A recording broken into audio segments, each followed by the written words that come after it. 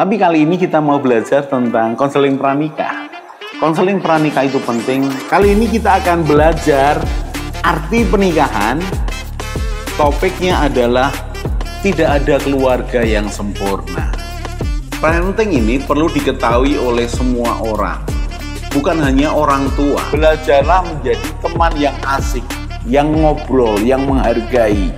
Family unboxing, membongkar keluarga.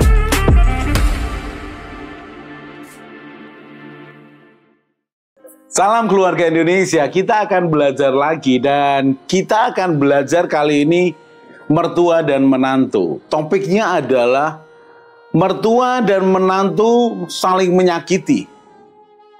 Apakah di awalnya ada niat dari awal bahkan sebelum pernikahan itu terjadi, niat untuk saling menyakiti? Saya rasa kok tidak. Secara umum ya, tidak. Karena belum terjadi hubungan orang tua, anak dan mertua menantu yang lebih kompleks. Biasanya masih masing-masing masih saling jaga jarak, jaga image. Tetapi kemudian sejalan dengan bertambahnya waktu dalam pernikahan, membangun pernikahan, maka mulailah muncul perbedaan cara pandang, perbedaan kebiasaan, kebudayaan, dan yang lain-lain. Sehingga ketika terjadi hubungan ini, lalu terjadi benturan sedikit, ada yang terselesaikan dengan baik, ada yang masih belum terselesaikan. Ada yang masih tersakiti dan bisa numpuk-numpuk lagi dengan masalah tambahan yang lain. Berarti kan, mertua dan menantu saling menyakiti bisa jadi. Dan itu tidak bisa dihindarkan kalau terlebih lagi mertua menantu tinggal dalam satu rumah. Itu potensi untuk benturan semakin besar. Kenapa? Karena sering ketemu. Orang sering ketemu akan semakin menimbulkan potensi untuk gesekan atau benturan. Kalau jarang ketemu nggak ada masalah. Ya setahun sekali ketemu, ya setahun 2 kali ketemu nggak masalah. Tapi kalau setiap hari ketemu itu akan menimbulkan potensi yang semakin besar untuk benturan. Dan benturan antara mertua dengan menantu itu biasa, pasti terjadi. Yang tidak biasa adalah ketika terjadi benturan, kemudian tidak segera diselesaikan, bahkan kemudian semakin membesar bertahun-tahun. Maka akan muncul mertua dan menantu saling menyakiti. Kami tadinya awalnya tidak mau saling menyakiti, Pak. Tetapi kemudian muncullah banyak alasan, banyak sejarah, banyak kronologis bahwa ya dia salah, Pak, dia nggak mau ngalah, Pak, dan segala macamnya. Mertua dan menantu saling menyakiti biasanya adalah mertua perempuan dengan menantu perempuan. Biasanya, minta maaf kalau saya salah memandangnya. Yang saya temui dalam konseling keluarga seringkali ya masalah mertua perempuan dengan menantu perempuan. Kok bisa begitu ya, Pak? Mau ngapa mertua laki dengan mantu lakinya kok tidak banyak benturan ya, Pak?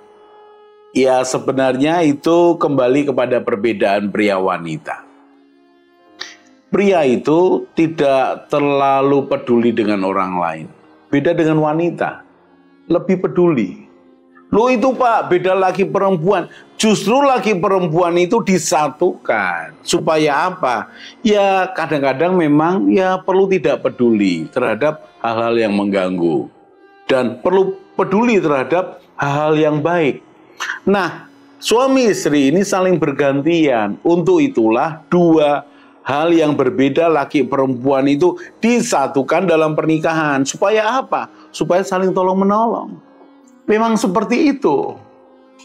Tetapi ketika saling tolong-menolong ini tidak bisa imbang, tidak bisa dalam satu tujuan cara pandang yang sama untuk saling melengkapi, maka ya terjadi benturan. Nah, perhatikan. Ketika sang mertua perempuan ini cerita kepada suaminya, yaitu mertua laki, aku ini jengkel sama mantu kita. Mantunya perempuan nih. Cerita panjang lebar begitu rupa. Dan menurut mertua laki-laki, dia hanya berkomentar, kayak begitu kok dipermasalahkan. Lupakan aja. Wah, tambah ngamuk nih mertua perempuannya. Lah, kamu nggak merasakan gimana caranya, gimana rasanya, dan segala macam. Mengapa? Ya buat mertua laki-laki, sudahlah, nggak usah didengarkan lah. Sudahlah, nggak usah dipikirkan lah. Demikian juga dengan anak mereka laki-laki ini. Dan anak laki-lakinya juga merasa, sudahlah. Contoh nih, suatu kali menantu perempuannya ini cerita kepada suaminya yang adalah anak dari papa mama mertua ini. Cerita, Pak, gitu. Istrinya nih, kepada suaminya yang relatif muda lah pernikahannya, 1-2 tahun. Masa aku melakukan ini disalah mengerti sama mamah loh. Loh kok bisa begitu? Ya aku kan karena mungkin kebiasaanku ya Pak. Terus aku lakukan kesalahan ini. Terus dia cerita. Lalu dengan enteng suaminya mengatakan, ya sudahlah, sudah usah dipikir lah. Ya dianggap aja ya orang tua kayak begitu. Dan protes. Ya kamu sih ngomong nggak usah dipikir, tapi kan aku yang mengalaminya, aku yang merasakannya. Perhatikan, respon dari mertua laki-laki dan respon dari anak laki-lakinya itu mirip-mirip lah. Sudahlah, nggak usah diurusi lah, biarkan aja lah, sudahlah, dimaafkan aja lah. Tapi tidak demikian dengan mertua perempuan dan mantu perempuannya ini. Perlu yang namanya diplomasi tingkat tinggi sebagai wanita yang bisa menyatukan keduanya. Mertua dan menantu saling menyakiti bisa terjadi ketika masalah itu berlarut-larut dan tidak segera diselesaikan. Lalu bagaimana Pak caranya menyelesaikannya? Cara menyelesaikan yang pertama adalah diplomasi dengan suaminya masing-masing. Jadi mamah mertua ini akan berhadapan dengan papa mertua. Papa mertua ini bersikap meredakan, bukan menyingkirkan, meredakan. Kemudian memberikan cara pandangnya.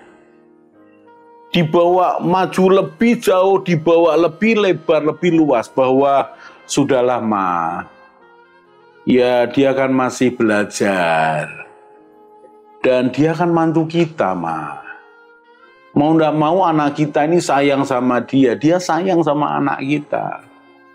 Dan anak mereka cucu kita loh Ma. Ayolah Ma, sudahlah nggak apa-apa. Nanti kan berubah, nanti aku ngomong sama anak kita. Nah, cara yang pertama adalah diplomasi yang baik dengan suami masing-masing. Contoh dengan anak laki-lakinya ini. Ketika mendengarkan keluh kesah, perbedaan pendapat, gesekan dengan mama mertuanya, dia tidak menyingkirkannya, tapi dia menanggapinya dengan baik. Iya, aku ini juga kadang benturan dengan mama soal itu. Tapi ya dia mamahku. Dan aku kira selama dia tidak intervensi ke rumah tangga kita, ya sudahlah, enggak apa-apa. Jadi aku minta kamu tenang ya. Yang penting aku ini di pihakmu, aku enggak akan nyalahkan kamu. Aku mencintaimu. Waduh, sudah muncul begitu. Aku di pihakmu, tapi aku juga tidak kemudian melawan orang tuaku ya. Nah, diplomasi suami kepada istrinya ini Pasti akan baik kalau suami dengan suami, yaitu papa dengan anaknya ini diskusi. Bagaimana caranya mendamaikan akan mertua dan menantu yang sedang bertikai ini.